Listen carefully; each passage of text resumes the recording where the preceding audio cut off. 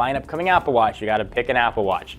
Pebble has kind of straddled that line of cross-platform compatibility, but not many others do it. The Microsoft Band, surprisingly, will work pretty close to fully with iOS, with Android, and with Windows Phone, and it does it pretty well. Let's go ahead and take a look.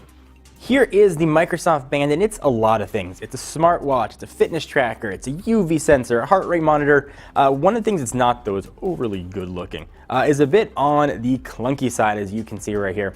Microsoft does have a variety of sizes. One thing I like about it is that it is adjustable, like a regular watch band, without having to worry about sort of threading through any sort of holes. You just pop it right in, and you can slide to adjust it to your wrist. And they also offer sizing charts online, so make sure when you walk into a store or order one online, you're going to order the one that is right for you. So a quick visual tour where we talk about all the stuff this can do. The band, it's got two little prongs that you push in, opens up, and it's going to reveal on the bottom that is a heart rate monitor, which will glow a super bright green when it's trying to get your heart rate. And on the bottom, that is where the magnetic charging port is going to live, and that just plugs in via USB. Battery life on this guy, I've been able to easily get 2 days. I pushed it to 2.5 days at CES, so not something you're going to have to worry about charging every day, despite having a full color LCD display. Speaking of the LCD display, it is going to scratch, it is going to show nicks, and it's going to show dirt. So the first thing I recommend you buy after you buy your smart band is also get a screen protector for it. I did not put one on here because I wanted to see how the screen performed and worked, and you can probably see what happened after about 7 days of using it. It's about 6.5 actual days of usage time. So all that aside, let me show you what it can do and show you how it's going to integrate with your phone. So UI is controlled by two buttons. You've got a home and power button that's going to wake it up, and hold it down, it'll turn it off, and you have an action button. And you can do a couple things with the UI here. If you just tap it, you go ahead and see what you've done for the day. So you can see your steps, you can see the amount of miles that you've walked, calories, and this is all customizable as well. Where'd you go and that kind of stuff. And there's a back arrow that goes back, and if you want to swipe to the right, you can see that it's connected to Bluetooth, there's your battery level, and letting you know the heart rate sensor is indeed working.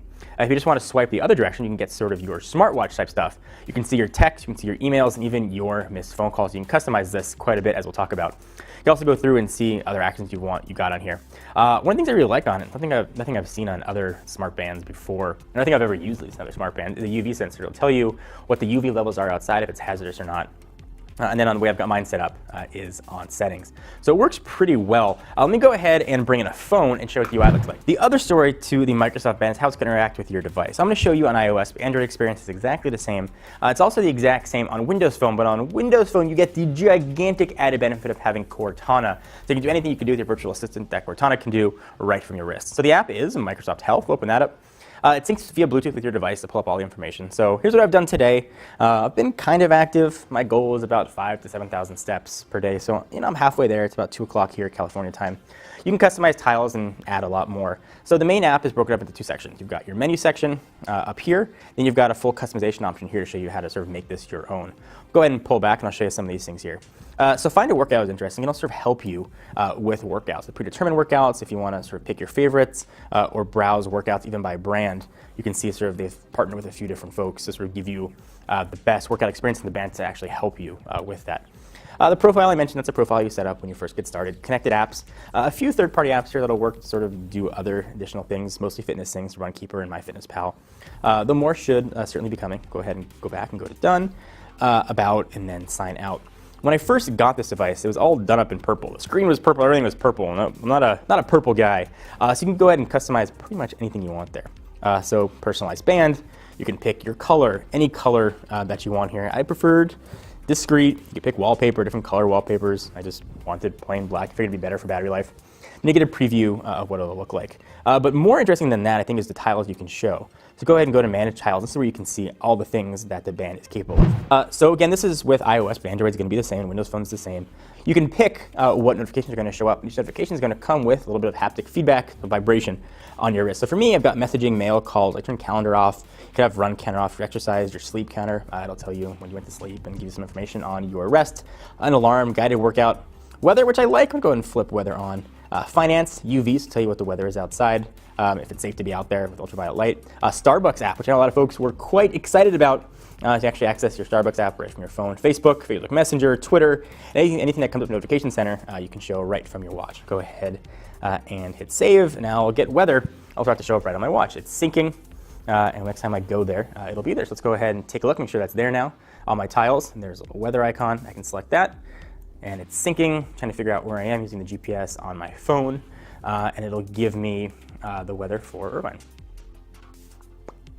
There we go. So what it is now, today, a little bit about tomorrow, and you can see it's a full color display, and I was really surprised at how well battery life lasted. So one of the other things I wanted to try with this, I was kind of interested in, I got a kid, I'm trying to be healthier. I want to make sure my heart rate was sort of not very high. I want to keep a nice, healthy, resting heart rate of between 65 to 75. So let me show you how the heart rate monitor works on here. I'll go ahead and put this guy back on my wrist. Yeah, sometimes it goes high right away and then drops back down. So it went from 99 to 76, which is about right. Maybe about 4 or 5 higher than it usually is. I'm going to turn that back on. And it's still locked. If I go ahead and kind of jump around a little bit, think about having to pay taxes soon and other things that make me nervous, I should be able to see the heart rate start to go up in a little bit. So it's really cool to be able to track this throughout the day and sort of see when I got stressed out or when I didn't, and sort of help to gauge, to sort of mitigate that unnecessary and additional stress. A couple things I wish it had. I wish it had a proximity sensor, which if I sort of did something to my wrist, it would light up. If I brought it up to my face, it would light up. One way to turn on right now is just to use that home button, and then of course the action button to do whatever action that you want. Overall, I've been really happy with the Microsoft Band. I kind of went in with low expectations and it blew me away. I haven't worn a fitness band since the Nike Fuel Band about 1.5 years ago, but this one's been really nice. Actually, I put my Pebble Steel aside. I'm using this as both a fitness band and a smartwatch, and been really pleased with it. So if you're looking to pick one up, it's going to cost you $200. You can buy it from Microsoft Store or online.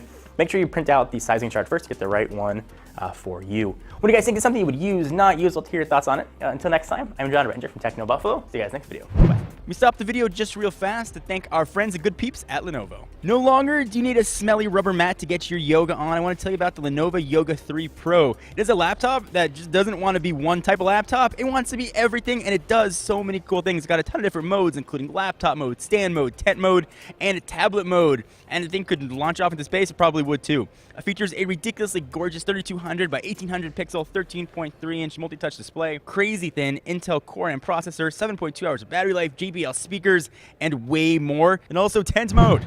Thank you guys for watching. Hope you enjoyed. We are people just like you who love technology. If you want to keep up on the latest in the world of consumer electronics, hit the big subscription button right down below. If you want to see us play games, although admittedly sometimes very poorly, check out our Twitch channel at twitch.tv/technobuffalo.